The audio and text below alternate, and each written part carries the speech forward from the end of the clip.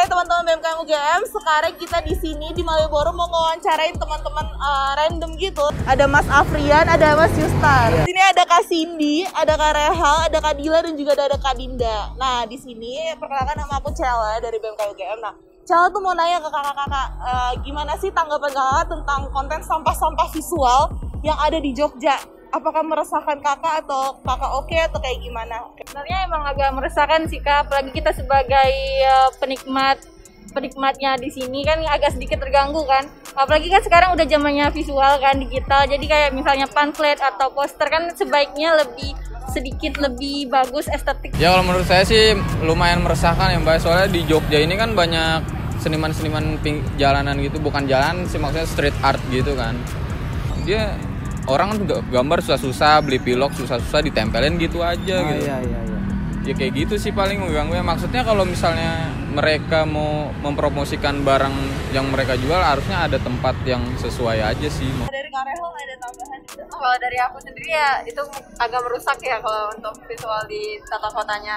Mungkin kalau misalnya untuk orang-orang yang nggak bisa ngelihat untuk di web atau di sosial media, itu bisa disediain dari kotanya itu untuk tempat yang bisa untuk letakin poster gitu. Jadi kan untuk tata kotanya nggak begitu berantakan untuk penempelan pamflet lainnya. Mungkin dari aku itu sih. Nama saya Fikri Muhammad Akbar, saya biasa dipanggil Fikri, dan 2 tahun lalu saya pernah mendapatkan amanah untuk menjadi ketua sebuah acara pameran pendidikan dan teknologi kayak gitu di salah satu SMA di Jakarta. Muncul ide gimana kalau misalnya ditempel di jembatan Kewek di rel kereta api itu di jalan parkiran Abu Bakar Ali gitu. Nah terus sempat mikir-mikir nanti gimana, saya ini dilakuin aja karena memang biasanya juga nggak banyak masalah dan fine aja gitu. Singkat cerita besoknya udah acara udah jalan, terus salah satu dari teman kita ngabarin nih, wah masalah yang tadi malam di-up ke salah satu base besar Facebook seputar Jogja nih. Terus otomatis kan kita kaget, wah baru istilahnya ya mungkin sebenarnya masalah tentang yang menyangkut sampah visual ini tuh udah sering ada, cuma nggak sampai sebesar ini gitu. Apa solusi yang kalian lakukan dan juga dari pihak sekolahnya? Saya dan beberapa orang lainnya langsung beli trash bag yang banyak, bawa air juga, bawa alat-alat kebersihan buat nyopotin posternya, buat bersihin lagi temboknya juga.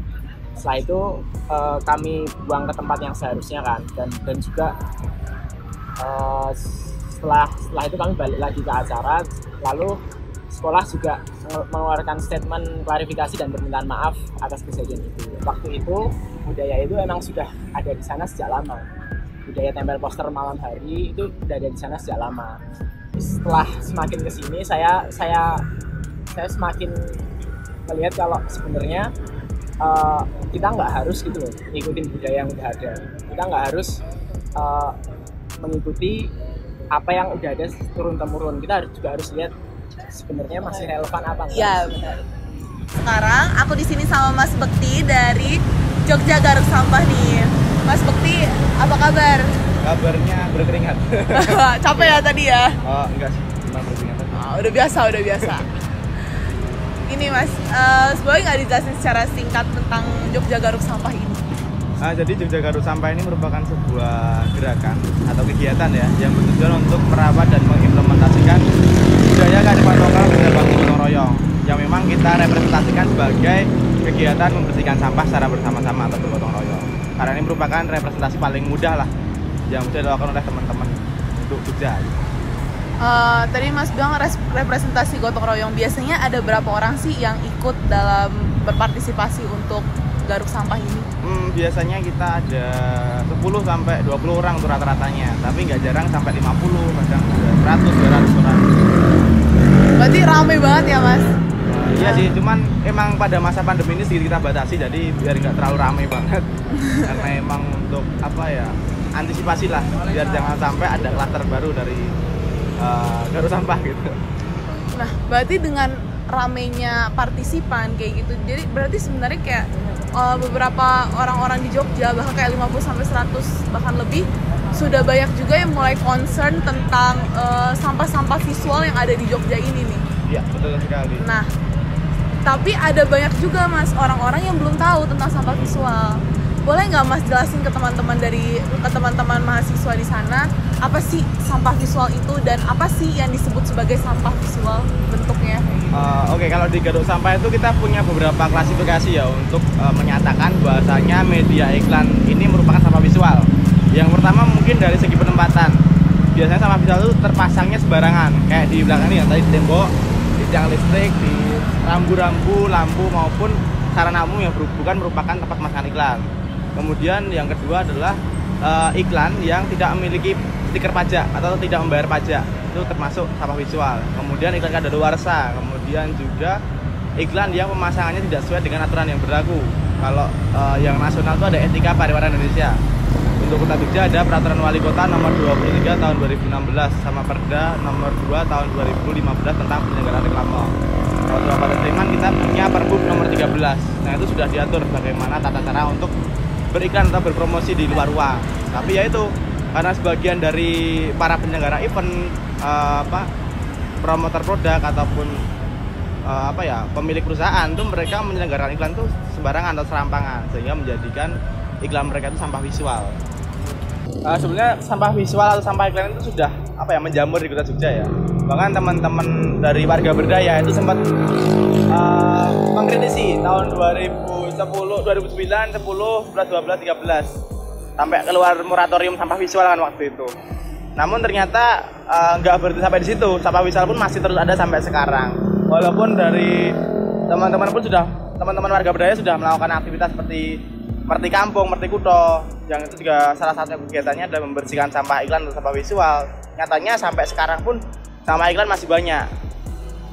Nah, kalau bisa diperhatikan kan berbeda sekali ya untuk kawasan padat penduduk, kawasan kota, kawasan wisata untuk jumlah sampah visualnya. Di Jogja sendiri untuk sampah visual atau sampah iklan paling banyak terdapat di tengah kota, seperti mungkin di Simpang Pojok Beteng Wetan, Simpang Pojok Beteng Kulon, kemudian juga Demangan, dan masih banyak lagi. Jadi kalau bisa dikatakan kondisi sampah visual di Kota Jogja ini sudah sangat memprihatinkan karena emang ini ada di mana-mana, cuman kepedulian dari masyarakat maupun pihak terkait pun sangat kurang. Ini yang menjadikan pelanggaran daripada sampah iklan yang kemudian menuju ke sampah visual ini masih sering terjadi. Yang justru itu dilakukan oleh penyedia pariwara, penyedia iklan yang seharusnya mereka sudah memahami aturan yang berlaku di Kota Jogja. Bahkan tidak jarang sampah-sampah iklan atau sampah visual ini lebih banyak disumbangkan oleh para pelajar dan mahasiswa dari event-event mereka, event sekolah, event kampus, promosi produk kampus dan sebagainya gitu. Mungkin pemasangan media promosi dalam bentuk pamflet, dalam bentuk rontek, billboard, spanduk, itu sekarang udah nggak zamannya lagi. Sekarang udah zaman digital ya, dimana semua hal yang kaitannya dengan promosi atau mungkin marketing itu semuanya sudah dilakukan secara online, secara digital, bisa melalui sosial media, Facebook, Twitter, Instagram, website dan lain-lain. Kenapa nggak memanfaatkan itu? Bahkan itu pun lebih murah dan mungkin bisa jadi lebih tepat sasaran. Karena kalau kita masih stuck di pamflet atau poster tempel, itu kan targetnya nggak tepat. Kayak di lampu merah, target kita siapa sih? Yang baca siapa? Tidak efektif. Dan kenapa ini disebut sampah visual? Karena ini mengganggu orang yang sebenarnya nggak butuh, kayak dipaksa mengkonsumsi itu. Padahal dia tuh sebenarnya nggak mau baca. Tapi ya gimana lagi di jalan kan, lihat ya kebaca gitu aja sekilas gitu. Di sini saya bersama Mas Elanto. Gimana sih Mas sebagai orang Jogja melihat sampah reklame ini? Keadaannya seperti apa? Jadi gini, sebenarnya kalau kita bicara reklame itu tidak bisa kita lepaskan dari manajemen ruang publik di satu daerah. Jadi ketika kemudian kita bicara Yogyakarta, manajemen reklame ini nanti bisa kita bahas untuk konteks Kota Jogja atau kabupaten yang ada di sekitar Kota Jogja. Masing-masing punya manajemen penyelenggaraannya sendiri-sendiri. Nah, secara umum masing-masing kabupaten kota di Indonesia itu, tidak hanya di Jogja, itu sudah punya aturan main tentang penyelenggaraan reklame. Jadi biasanya diatur dalam peraturan daerah atau peraturan bupati atau peraturan wali kota. Nah, yang menjadi masalah atau tantangan adalah seberapa lengkap, seberapa rigid peraturan-peraturan tentang penyelenggaraan reklame itu diadakan, seberapa ketat pengaturannya, dan kemudian seberapa ketat juga penegakan hukumnya. Nah, ketika kita bicara Jogja, saya lihat dari sisi regulasi sudah ada, tetapi sebenarnya masih punya banyak cukup celah pada regulasi yang ada, peraturan daerah maupun peraturan wali kota yang ada di kota Jogja, bagaimana penyelenggaraan reklame yang benar-benar bisa dikelola secara baik. Indikatornya apa? Kita masih bisa melihat banyak pelanggaran reklame yang terjadi di ruang-ruang publik di kota Yogyakarta atau mungkin di kabupaten di sekitar Jogja seperti di Sleman. Nah, pelanggaran itu artinya, dengan adanya pelanggaran itu artinya regulasi yang ada mungkin celahnya memang masih ada atau penegakan hukumnya itu masih lemah. Nah, itu yang jadi masalah sebenarnya. Selain kemudian nanti kita juga bisa bicara bahwa kesadaran para pihak yang memanfaatkan reklame sebagai media informasi luar ruang, baik itu untuk iklan atau untuk kampanye atau promosi, itu juga sebagian besar masih kurang juga. Banyak yang masih abai dari sebagian warga di Jogja sendiri. Lemahnya penegakan hukum itu faktornya ada beberapa. Selain bahwa regulasinya sendiri mungkin memang memuat ancaman sanksi yang tidak terlalu kuat.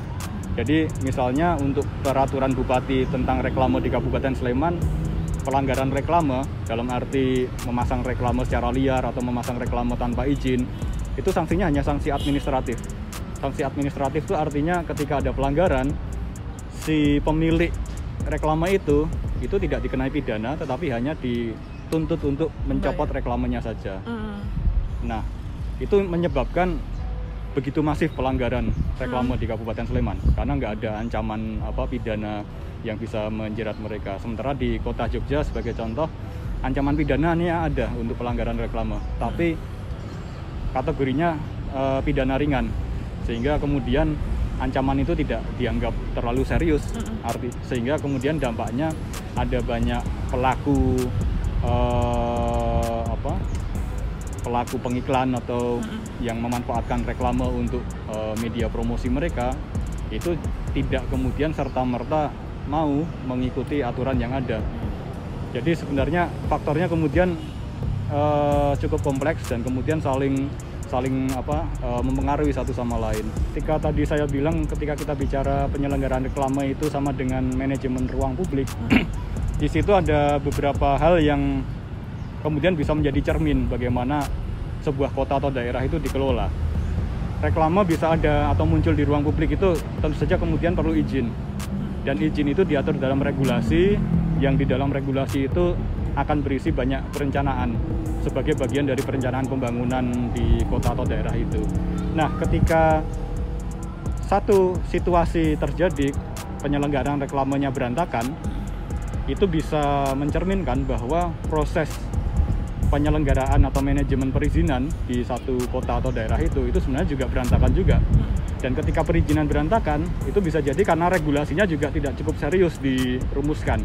Ketika satu regulasi tidak cukup serius dirumuskan, entah itu misalnya prosedurnya tidak ketat, sanksinya lemah, atau banyak faktor lain yang masih lemah di paket regulasi itu, artinya sistem perencanaan di kota atau daerah itu sebenarnya juga tidak cukup komprehensif. Kita tidak bisa melepaskan reklame ini dari konteks perencanaan pembangunan wilayah. Jadi semuanya itu akan saling terkait. Ketika kita bisa mendudukkan carut marut reklame itu sebagai cermin dari sistem perencanaan pembangunan di satu daerah, sebagai cermin kualitas perizinan di satu daerah, ya kita kemudian bisa jadikan reklame ini sebagai indikator. Jadi semakin baik tata kelola perizinan, semakin baik tata kelola perencanaan pembangunan di satu daerah, ruang publiknya pasti juga akan relatif tertata dengan lebih baik, termasuk media luar ruangnya, salah satunya reklame. Oh gitu mas, oke.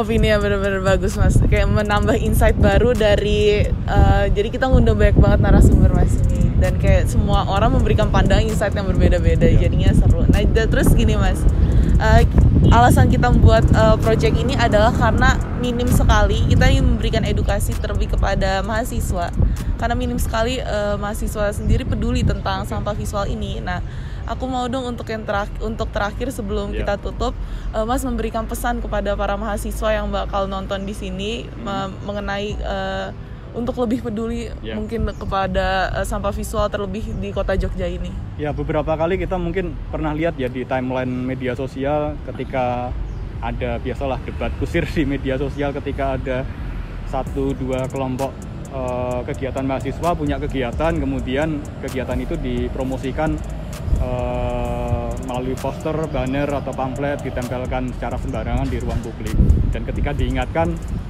tidak terima, marah-marah dan sebagainya. Nah, di sini ketika kita bicara teman-teman mahasiswa sebagai bagian dari kelompok masyarakat yang punya akses informasi dan pendidikan yang lebih lengkap, kemudian juga diharapkan bisa jadi agen untuk perubahan juga, ya pandangan saya sebenarnya hampir sama seperti sebagian besar orang. Kita berharap teman-teman mahasiswa bisa jadi contoh bagaimana secara kreatif dan juga secara solutif bisa memenuhi kebutuhan untuk komunikasi publiknya tanpa merugikan kepentingan publik yang lebih luas di ruang publik.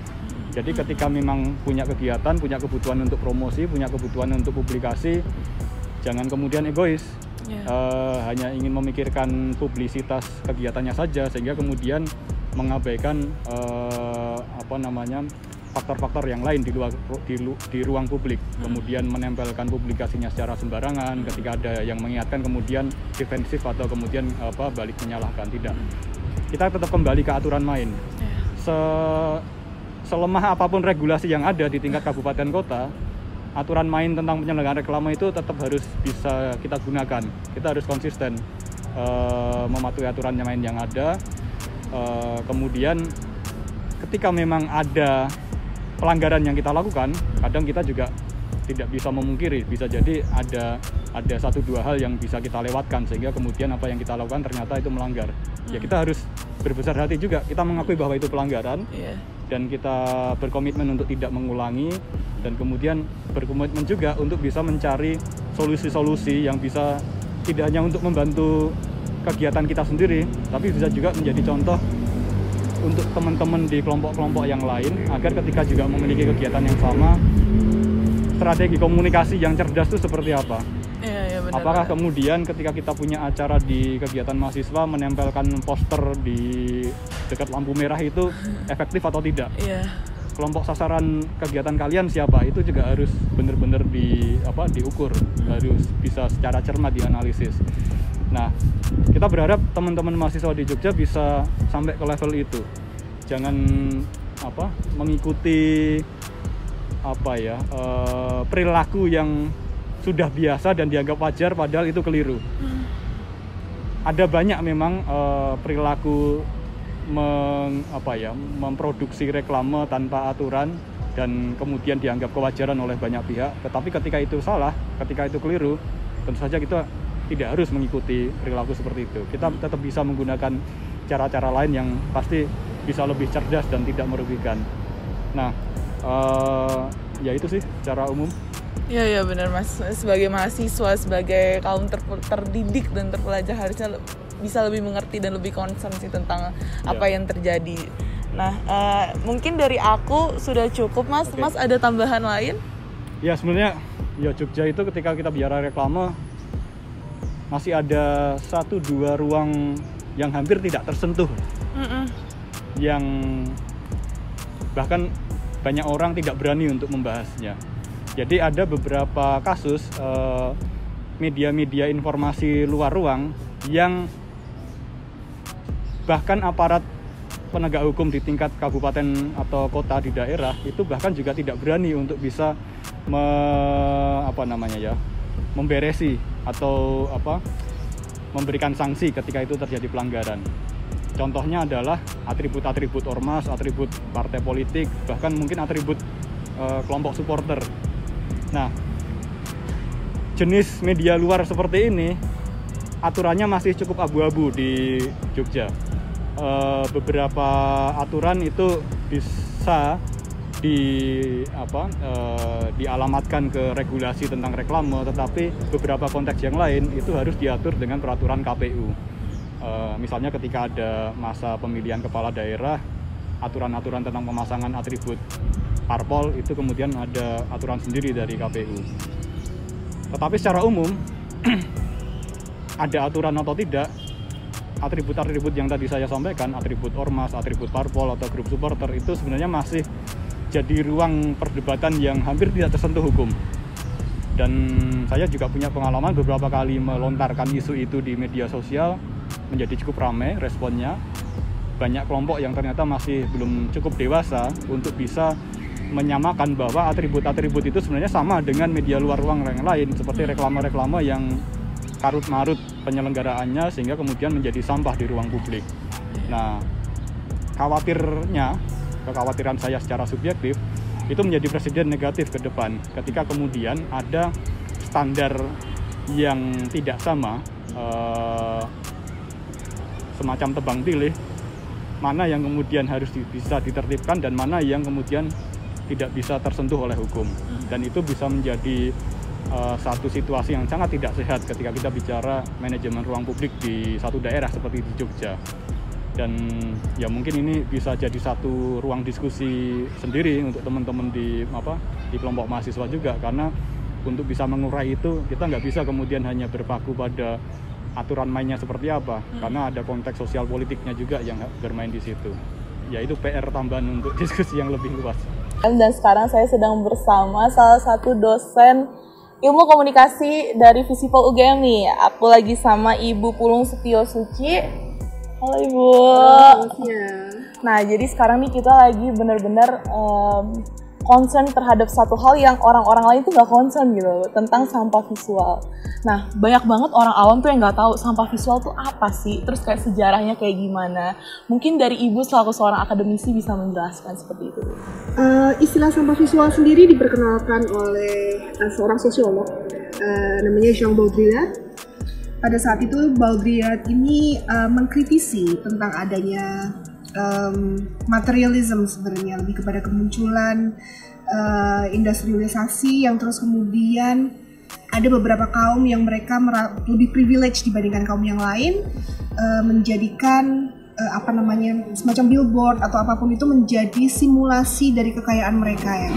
Nah, kekayaan ini sendiri dianggap sebagai, jadi intinya kayak gini kalau semuanya saya deskripsikan dengan mudah. Kalau semuanya kita jalan-jalan terus kemudian lihat ada pemandangan, ada billboard yang terus kemudian isinya barang mahal kayak gitu, kita akan melihat dan berandai-andai, andaikan aku punya itu. Atau kalau semuanya itu adalah sebuah destinasi wisata, andaikan aku bisa ke sana yang kayak gitu. Nah, otomatis dengan begitu ada perbedaan derajat antara orang yang kemudian memiliki benda itu atau kemudian bisa ke tempat itu atau bisa mampu membeli, sementara orang yang tidak membeli pun tanpa adanya benda itu asli di depannya, mereka akan merasa bahwa derajatnya lebih rendah.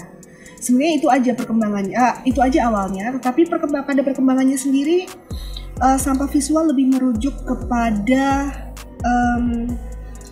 ketidakindahan sih sebenarnya. Apa ya, saya agak sulit mencari katanya, cuman merujuk kepada ketidakindahan yang muncul akibat billboard ataupun kemudian materi-materi iklan yang berserakan dan kemudian merusak landscape dari sebuah kota atau satu wilayah geografis tertentu. Banyak kok pengalaman pribadi, tapi salah satunya yang bagi saya sangat personal dan itu saya sangat membuat saya merasa sangat passionate tentang hal ini adalah karena kebetulan saya tinggal di Jalan Palagan di Jogja dan dalam perjalanan pulang itu, kalau semuanya sepanjang saya nyetir itu sebenarnya di ujung jalan itu, kalau semuanya diandaikan di ujung jalan itu tuh ada Gunung Merapi di utara kota Jogja.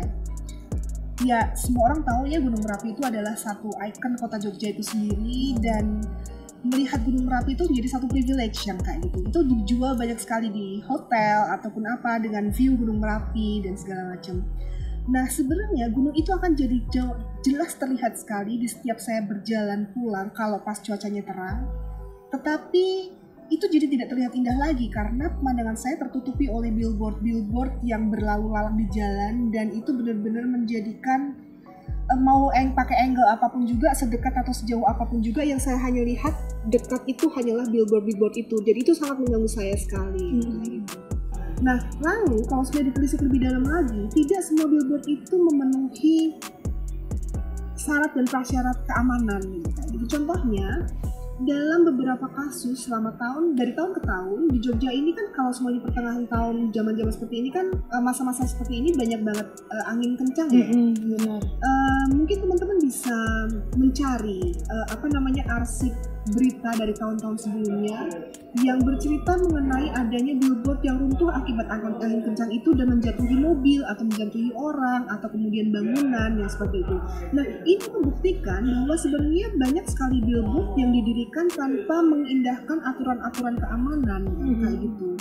Terus selain itu juga billboard itu sendiri sebenarnya bisa untuk diatur supaya tidak merusak estetika kota.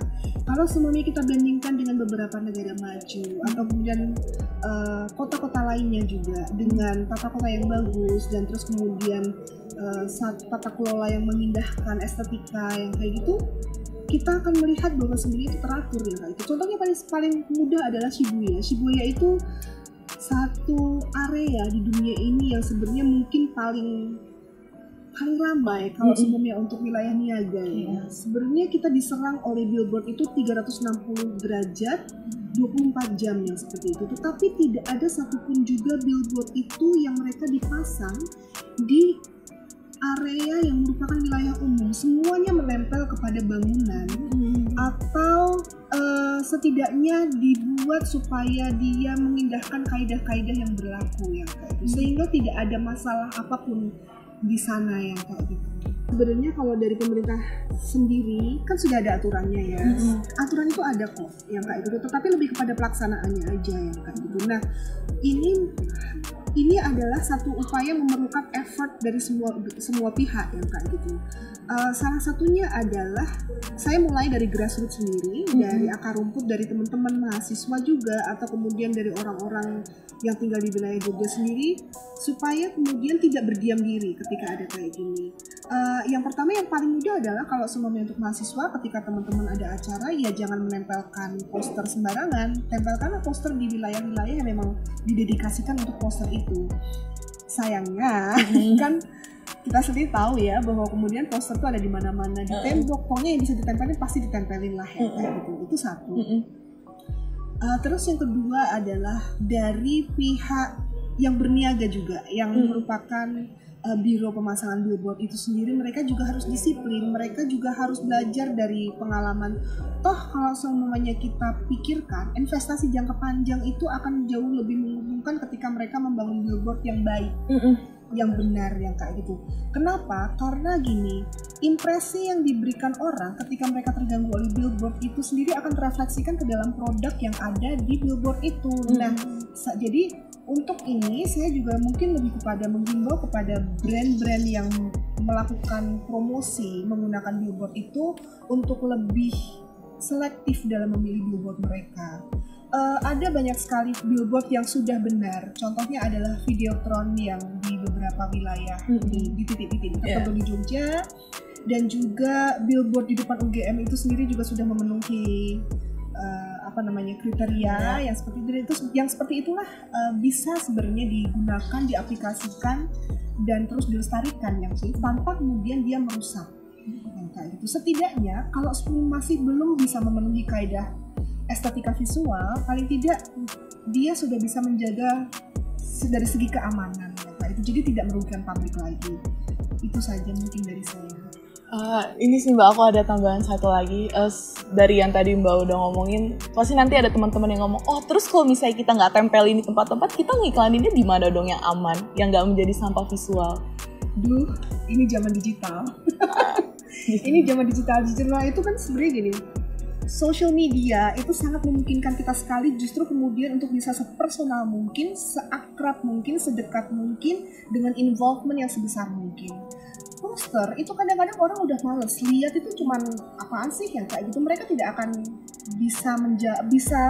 mereka tidak akan bisa mendapatkan informasi yang sedetail mungkin karena mereka udah terlalu jenuh dengan melihat poster sebanyak itu.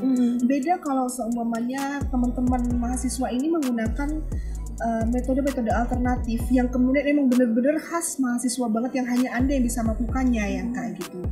Salah satunya adalah Twitter video, terus kemudian juga Twitter post, terus kemudian viral content atau apapun juga, dan itu banyak banget dan bahkan sudah terbukti bahwa kemudian itu engagementnya bisa terukur. Jadi Anda bisa mengetahui, oh ini yang lihat cuma sedikit, berarti saya perlu lebih agresif lagi atau kemudian lebih menarik lagi pesannya yang kan itu dibandingkan dengan menciptakan sama visual. Oh teman-teman sekarang kan juga semuanya pemakai Sosial media, iya benar banget sih Mbak. Daripada lagian nyetak itu mah. Nah sekarang Cella sedang bersama Mas Nus nih, Mas Nus dari Mongabai. Nah Mas Nus bisa jelasin singkat dulu Mongabai itu apa sih Mas? Mongabai adalah satu situs berita lingkungan, jadi kontennya tentang lingkungan. Ini pertama lahir situs ini berbahasa Inggris, tapi kemudian ada kebutuhan untuk berbahasa non Inggris, dan pertama yang dibuat adalah dengan konten bahasa Indonesia. Kemudian seiring berjalannya waktu, konten yang berbahasa Indonesia ini ternyata mendapat respon yang cukup baik dari pemerhati lingkungan, sehingga akhirnya ini dijadikan semacam template untuk dipakai di tempat lain dengan bahasa non-Inggris lainnya. Mas Nus sebagai orang Jogja melihat sampah visual di Jogja tuh keadaannya udah seperti apa sih Mas? Sangat menyedihkan saya kira, dan kita harus berani bilang bahwa situasinya di Jogja itu sudah darurat sampah visual. Kenapa? Karena di hampir banyak tempat di Jogja itu sudah dipenuhi oleh sampah visual, baik berupa iklan, spanduk, banner, poster, bahkan coretan-coretan graffiti yang secara visual tidak membuat tempat-tempat itu menjadi lebih estetis ya. Padahal kita tahu Jogja itu sangat istimewa, ada banyak sudut di Jogja yang ada banyak orang mengatakan romantis ya, punya kesan yang menarik, yang indah, yang secara kultural juga menarik. Dan sayangnya tempat-tempat itu tadi tertutupi atau dikaburkan oleh banyaknya sampah visual, sehingga kita kehilangan atau kurang maksimal untuk menikmati keindahan-keindahan sudut-sudut Jogja itu. Ya, misalnya saya kebetulan tinggal di dekat dengan ruas Tugu ini ya, Jalan Aem Sangaji ke utara. Itu di tempat dekat saya tinggal itu di situasi tertentu, kadang-kadang tertentu saya masih bisa melihat, kadang-kadang masih bisa melihat Gunung Merapi. Tapi sayang, keindahan itu makin lama makin tertutupi oleh banyaknya baliho yang melintang di jalan dan seterusnya. Dan ya itu sampah visual, dan seharusnya ada satu gerakan bersama untuk merapikan ini semua, membersihkan sampah-sampah visual ini. Saya kira penyadaran soal sampah visual itu bisa dijalankan di dunia pendidikan, dan mulai dari tingkat dasar sampai ke perguruan tinggi. Menurut saya kesalahan utama kenapa soal sampah visual itu tidak segera menjadi kesadaran bersama, milik bersama, karena selama ini kita masih menganggap yang namanya sampah visual atau polusi visual itu masih melulu soal polusi air atau polusi udara, itu yang sering digembar-gemborkan. Padahal apalagi di masyarakat urban, yang namanya suara itu juga sudah menjadi polusi sebenarnya. Yang namanya cahaya itu kadang-kadang juga sudah menjadi polusi, termasuk juga visual tadi.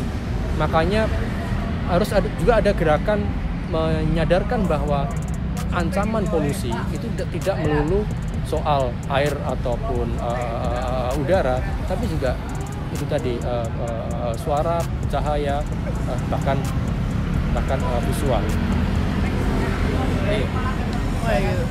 Ya, minimal yang bisa dilakukan oleh mahasiswa saya kira dalam berkegiatan misalnya, jangan lagi mereka membuat banner ataupun iklan luar ruang, spanduk dan sebagainya yang berpotensi untuk juga menambah sampah visual. Itu satu ya.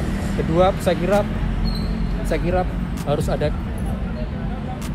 ada gerakan bersama yang menghubungkan antara titik satu ke titik yang lainnya supaya gerakan ini menjadi gerakan yang masif, sehingga gaungnya ataupun kekuatannya dalam gerakan membersihkan sampah visual terutama di kota Jogja itu menjadi lebih besar. Nah, kita bisa melihat visual. Visual itu adalah melihat, dan visual dapat kita kaitkan dengan seni. Nah, dari sini aku punya kesempatan dari teman-teman Survive Garage. Nah, ini adalah sebuah komunitas yang fokus kepada seni. Jadi berisi kayak beberapa seniman. Dan sekarang aku sedang bersama kakak-kakak di sini. Kalian bisa perkenalkan dulu. Halo, aku Gali. Aku sebagai pekerja seni, kegiatanku selama ini di Survive. Halo, aku Febri, sama kayak Gali. Ngikutin. Di Survive, kalau kegiatanku tuh ngapain ya? Sama sih, kesenian. Halo, kalau aku namanya Denny. Aku mahasiswa semester 3 sekarang di ISI. Oh ya, sama aku juga semester 3. Ya, jadi ini adalah sebuah konferensi dari teman-teman BMKM sendiri buat terkait tentang sampah visual. Sampah visual tuh lebih ke arah kayak baliho-baliho, poster-poster ilegal yang ditempel-tempelin di sekitar Jogja kayak gitu. Nah, kita ngebahas ini gara-gara banyak banget nih yang belum tahu terkait tentang ini. Nah, gara-gara banyak yang belum tahu, jadi kayak tumbuh banyak banget perspektif yang kita benar-benar butuh. Nah, sekarang tuh kita lagi butuh mau tahu perspektif dari seniman terkait dengan sampah visual ini. Nah, menurut Mas sendiri, saya Mas menjawab, yang sampah visual yang menurut Mas sebagai seniman yang sampah itu yang mana sih? Ada yang mau jawab? Mas Gali. Menurutku itu bukan sampah sih, cuman kurang pas untuk menempatkan gitu loh. Kadang itu juga tidak menguntungkan bagi yang melihat atau memiliki gambar sebelum di tembok itu terus dia tempel dengan seenaknya gitu. Atau mungkin yang menarik bagiku itu juga menjadi semangat lagi gitu, semangat bagaimana caranya kita bisa bersaing untuk saling merebut tempat. Bentuknya atau sama juga sih menurutku, tapi kalau aku tuh yang sering masih agak risih banget itu kayak anu sih yang aku anggap sebagai sampah visual tuh kayak poster-poster politik kayak gitu, kayak caleg-caleg kayak gitu, karena apa ya, yang mengganggu penglihatan kita, ganggu apa sih fisik, ganggu kelihatan secara kayak gitu sih, mental juga, karena apa ya, di setiap sudut itu udah ada foto caleg inilah, foto caleg itulah kayak gitu sih. Kalau dari aku mungkin hampir sama semuanya ya. Retweet. Kita retweet semua. Soalnya ya gimana ya? Malah baru tahu kalau misalnya sampah visual karya-karya poster-poster biasa itu malah bilangnya itu buat apa jadi sampah visualnya itu aku malah baru tahu. Soalnya ya menurutku itu cuman keresahannya kita sendiri supaya kita bisa dilihat karya-karyanya.